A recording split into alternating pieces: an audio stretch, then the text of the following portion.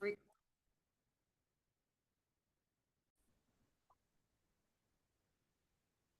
Hello, hello, everybody. How are you doing? This is Dr. AudreyAnn Moses, and this is a moment with Dr. AudreyAnn. I am so happy to have with us today two of my favorite of a whole bunch of friends that are authors. So, we're going to be talking about reading and writing today. And this is Dr. Audreyann's Moments, and I want to introduce to you Mrs. Carolyn Coleman. Now, Mrs. Carolyn Coleman is, I call her nurse extraordinaire Oh, you're sweet. because she is a nurse and she does everything. She tell those doctors what to do. I know she do.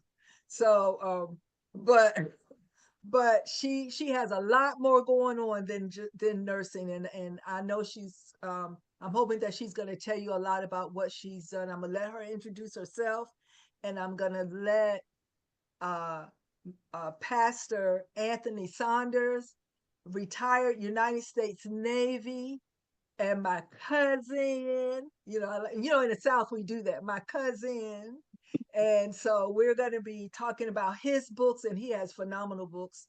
And I just found out I missed one somewhere along in the way, so I got to go and get that one that I missed. But he'll be talking about his ministry and the things that he's doing in Virginia because he lives in Virginia and Carolyn lives in Alabama. Alabama. Mm-hmm. Alabama. I was getting ready to say Birmingham, but but I knew that wasn't right. It's Even not though too far. It's not far. not too far from Birmingham. Yeah, yeah. So anyway, Miss Carolyn, could you go ahead and introduce yourself? I'll be happy to. I'm Carolyn Coleman, and I am a registered nurse. Have been for over 35 years. Okay, I really enjoy what I've done. I've done a good little bit in my field. It's not just always at the bedside, but that's where you have to start out.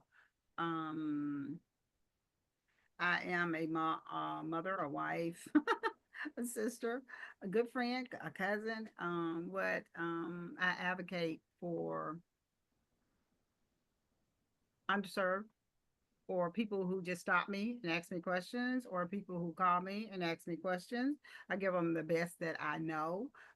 People will ask you, but then they don't want to take your advice, but that's all right. I didn't call you, you called me. Yeah. So that is what it is.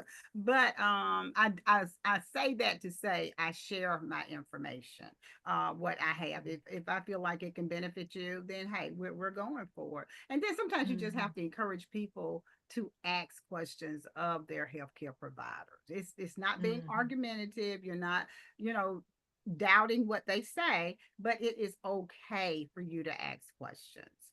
Hmm. Um, I am an author. I am a Presidential Lifetime Achievement Award when it comes to volunteerism and things of that nature. Yeah. And didn't realize volunteering would lead to such a prestigious honor. I didn't get in it for that. I got in it truly to help people. Being with the health fairs at the hospitals, or a part of being a part of a couple of organizations where volunteerism was um, the biggest thing that they did, especially in the underserved community, the underserved, the Hmm. marginalized community. And I still do that now. I'm a part of the Birmingham Black Nurses Association. I am a lifetime member of the National Black Nurses Association.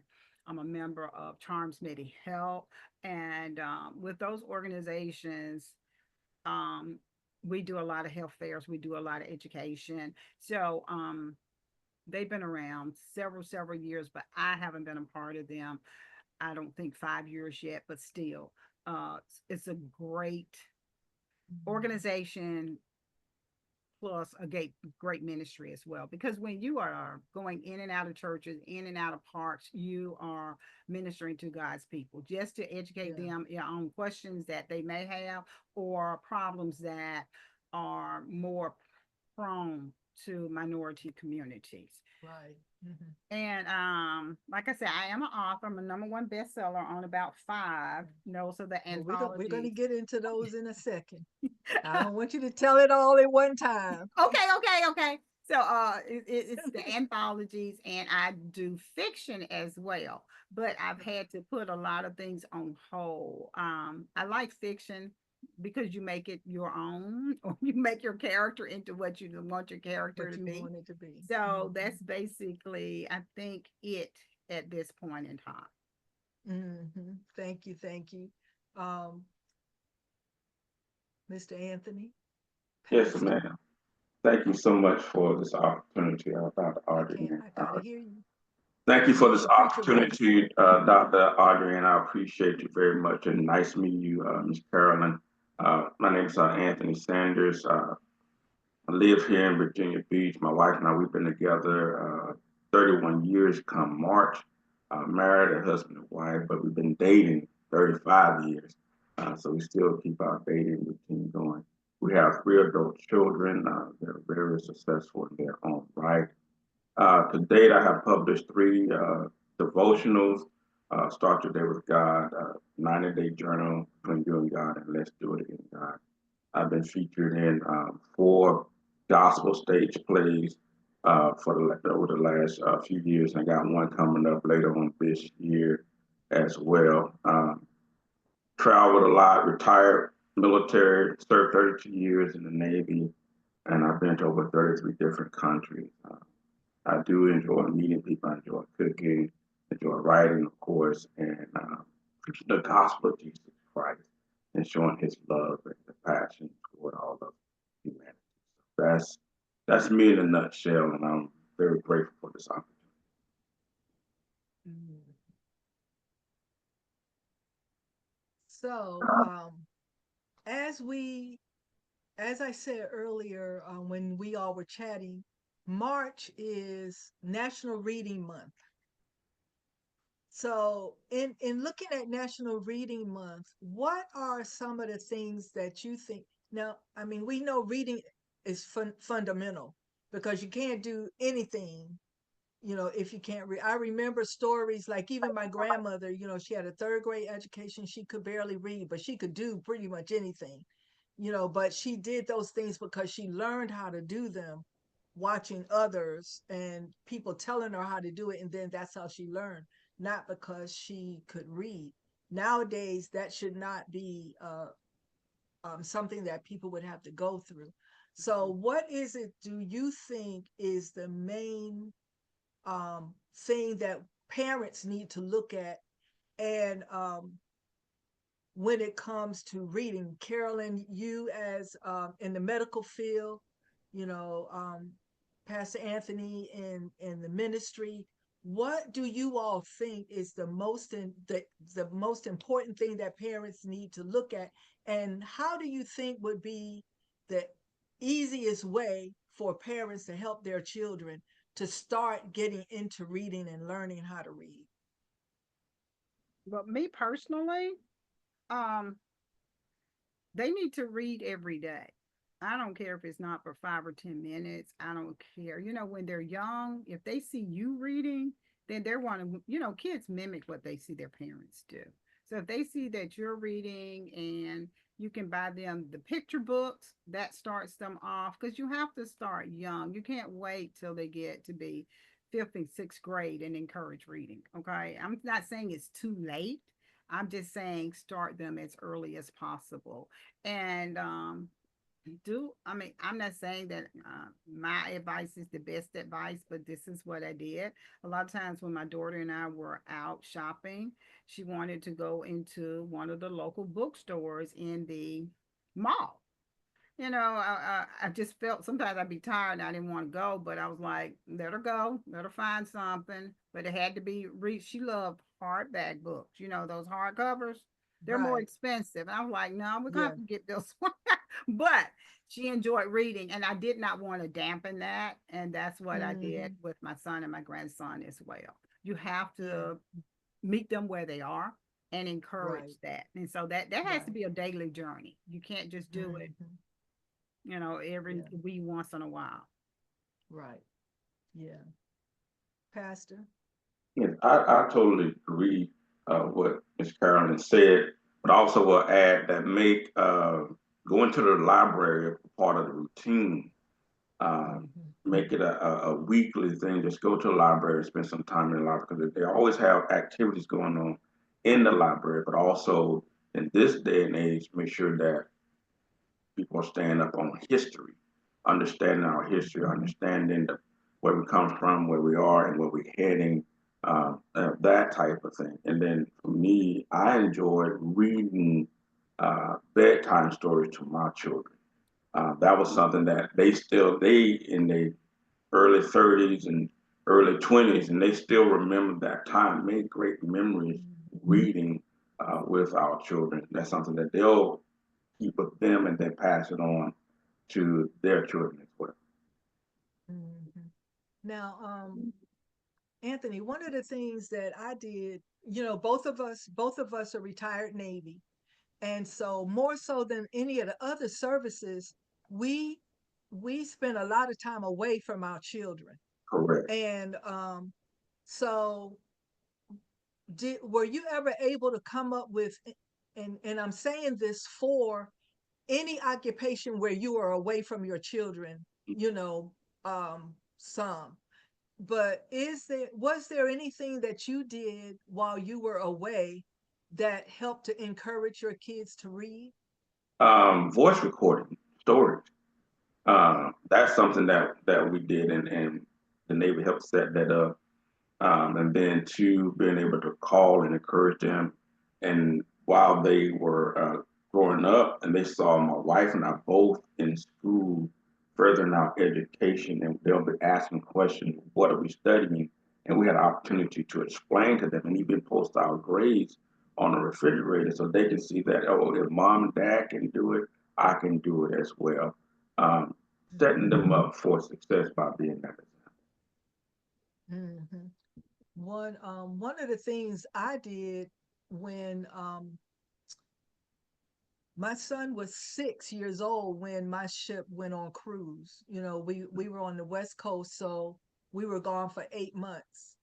And so one of the things I did was Hallmark, I think, had this little kit, Mhm. and it was like a sharing kit. So I left with him half of the kit, and it had the envelope, it had the letterhead, and it had like little prompts to write about. And Mhm. I had the other half. So I would write him a letter and mail him his letter, and then he would write me a letter. Well, my mother would help him write me a letter, and he'd send it back. And in that, I would ask him to let me know what he was reading. And and um and my youngest son, he was only 4 or 5 at the time. And so my husband would send his work, like things that he was writing. So even though I couldn't hear him read, I knew he was reading because he was writing. Yeah. So they were writing and sending letters back and forth. And that was how I helped them, even though I wasn't there. And so we have to like make sure that we regard, even if you're not home every day with your children, you can come up with different ways to help your children to gain a love for reading. Yeah. And again, like you were saying, get into your history, especially now. Mhm. It's so important that the parents gather as much as they can, spend a few extra dollars, buy some history books, buy some, go to the library. Our library has sales once or twice a year. Buy whatever you can, because we don't know, one day the library might be closed and we can't get in it. you know so so use that time. We have the internet now. Use that time and those resources to help your children to start learning their history and learning their and just learning, getting enjoyment for reading. So Miss Carolyn, when I know, because I've been a patient, so I know that you have had probably sometimes struggling with parents or with people in general, not just parents, but with patients in general, because they don't want to read the instructions. They want you to tell them everything. Okay, just tell me, because I do that. Okay, look, just tell me what to do, you know, but it's something as simple as, even if you don't want to ever pick up a book, you may not ever want to pick up a book to read, but Mhm. you got to read those prescriptions on the back of that medicine bottle. Mm-hmm. You got to read that paper to know that if you're taking three different kind of medications, you got to know if those three medications work together. And so your doctor is going to tell you that, maybe, but you want to be able to read so that you know those things yourself. So there are so many things that reading is important for. So, Miss Carolyn, how do you encourage your patients to take the time to read what they need to know in order to keep themselves healthy? Well, you really kind of have to meet them where they are. There are, well, my doctor said this and my doctor said that, and that's wonderful. But now most hospitals, they have teaching sheets. And the teaching sheets are written, I think, like on a sixth grade level. So it's not these huge medical terms. They break it down and they make it more easier to read. But still, a lot of people won't do that. So you kind of have to show them the teaching sheet and point out a few things. And it's not long and drawn out, but it is simple and to the point. And I have encouraged my patients. They say, I take the blue pill. You ought to know what it is. And then I take the pink pill and it got a plus sign on it. I know you're a Uh, nurse, you know. Well, no, I don't. I'm not going to try again, And so I have encouraged, especially before the age of computers, and even with the age of computers, write down the name of your medication, write down how many milligrams, write down how many times a day you're to take it. Well, y'all have it on record here. What if you have to go to a different facility? What if you have to go to a different doctor that's not affiliated with this? It takes time to pull your medical record. If you have that list with you, I tell them, write it on a piece of paper, write it in a journal, write it in a tablet, but have that with you. And when there's a change, scratch through it. Put your dates on. mhm, What date did you have this exam? And that's another way to keep people reading and engaged, and it helps them to be more engaged to their health or mhm, to their loved ones' health. Because sometimes mhm. you need a partner to go with you to help you interpret what the physician has told you. Yeah, because I know, like, I take care of my brother's medication, and I knew what he's supposed to take, the names of them and how much and everything. But I tell you, I ordered his medication one time, and the bottle came, and I opened up the bottle, and it was yellow pills instead of blue pills. Yes. Yes. And I was like, wait a minute, this is wrong. And I'm calling the pharmacy. I'm like, Jesus, y'all gave me the wrong medicine. And they said, oh no, we just changed the color. I said, don't ever do That's that it. again. Yeah. But I agree how important it is to know. I try to keep my brother knowing what he takes, but his doctors also know because of his condition. His doctor knows, but like you said, what if he have to go to the emergency room?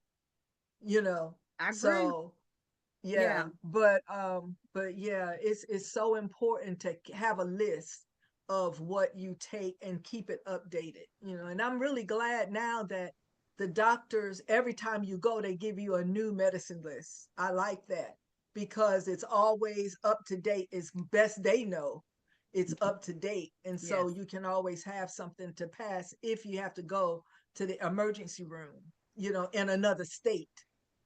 Or So, in another you know, country. yeah. So Yeah, you, at least they know what you have something to show them. absolutely. So, tell me about your books. So, Pastor Anthony, Yes, tell ma'am. us about your books, My and if first you have them, show them. Also the last one. The first one is Start Your Day with God. It's a journal between you and God. It's the second one as well. And Start Your Day, it's a daily devotional to get people reading and working and developing on their walk of faith daily. And then the second one is a spin-off of that will have the daily devotional, but will also require some writing out your notes and daily prayers. And in the back of that book is a study on faith, favor, and healing, because we all have some things maybe going on, and those extra scriptures that will easily to read and understand, as well as the study to help us walk in the favor of God and to walk by faith and to walk in His healing. And the final book as of today is Let's Do It Again, God. It's a daily devotional. Uh, I uh, have to get that one. it's Mhm. 6 months, a daily devotion for 6 months. And the premise is if God did it before, He can do it again. You just have to have faith that He will lead you through the trials and tribulations, through the storms of life, one moment at a time, one step at a time. You just got to have faith in that. If He did it, I promise Mhm. you. Mhm. And these books, devotionals, are an awesome way for people to read because they're short stories that tell you a lot, you know. And yours, I know the one of them that I have, you can fill in the blanks. I mean, Yes, like it has a place for you, like a to write your notes and yes, things, which that's is the awesome. 90 days with journal. Mm-hmm. Yeah. So devotionals are an awesome way, and those study journals where you're reading the Bible, so you're getting used to reading the Bible. You know, you have a question and you're reading the Bible, and then you're writing your thoughts. You know, the devotional gives you like a explanation, and then you can write your own thoughts and see what more can you ask for. You're reading and you're using your critical thinking to think about questions and things, so that is great. And Miss Carolyn, you have like 1,000 books. Mhm. Yeah. My Gentry series is fictional, and it's about friends and how they navigate life, grow up together. They basically met in college, and Hmm. the different decisions they have to make throughout life, but they support one another. It's not like we're always kumbaya. We're a people, Hmm. and we're friends, and we're gonna tell it like it is. And so it Right. turned out to be one, then it ended up being two, then three. So I ended up with five. But Pay Per View Publishing is repurposing those because I self published those. I still really enjoy the Gentry series, and I think other people will as well. It wasn't perfect, Hmm. but it was Mac. Okay. So Awesome. Yes, you know, I that's love why them. they're being repurposed. And the anthologies, they um Christian nonfiction. So they are telling the story. Our chapters tell a story that's passionate for us that meets the core Mhm. title of the book. And my very first one um, that I was a part of is The Breaking Point. And so many people called me and was so pleased with my chapter, telling me, Mhm. I always knew or I always felt that you had a story to tell, or that you were, for lack of a term, a phenomenal person. But to read your chapter really Right. encouraged me to think more, Mhm. to do more. Yeah. We all go through Mhm. something, but we don't Yeah. have to stay in that something that we're in. The breaking point was breaking through whatever barrier could potentially keep you from, Yeah. basically living your life, or that was the time for you to say, I got to get out of this situation. The stories in The Breaking Point, just with like any other anthology, they're unique because they're unique to that individual and that individual Mhm. circumstance, but it gives Right. other people hope. Yeah. Speaking of pay per view, Carolyn and I both published through them. And Anthony, I remember a while back I had sent you something. I think you were trying to retire, and so Hmm. it wasn't a good time. But I will be letting you know when because she does anthologies for military and veterans, and Okay. she does Yeah. anthologies for boys to men, Hmm. and they are phenomenal. And I do want to get your name in those anthologies. It's good. Okay. So I'll make sure that she knows to reach out to you, when she does the next ones, That's true. That's But good. the one thing about anthologies is it gives you an opportunity to write a short story That's right. and to get to meet other authors, That's true. and your name gets out there with all these other authors, That's true. and it's just good. So I like participating. I need a break now because I did 3 anthologies, one right behind the other, and so I'm taking a break from anthologies right now. But I really do enjoy them. So we have literally ran out of time. But what I want to do is for both of you to kind of tell people how they can find you, and also make sure you all send me your information for where to get your books from, and everything, so because so that I can post it with the video. But Anthony, and then Miss Carolyn. Thank you so much for this opportunity, Dr. AudreyAnn. You can find me on Facebook at Anthony R. Sanders. You can look for my picture or a Bible scripture there. And you can also find me on Instagram at Anthony Sanders 2043. Hmm. And they can get your books from either one of those places. They can get my books from Amazon.com.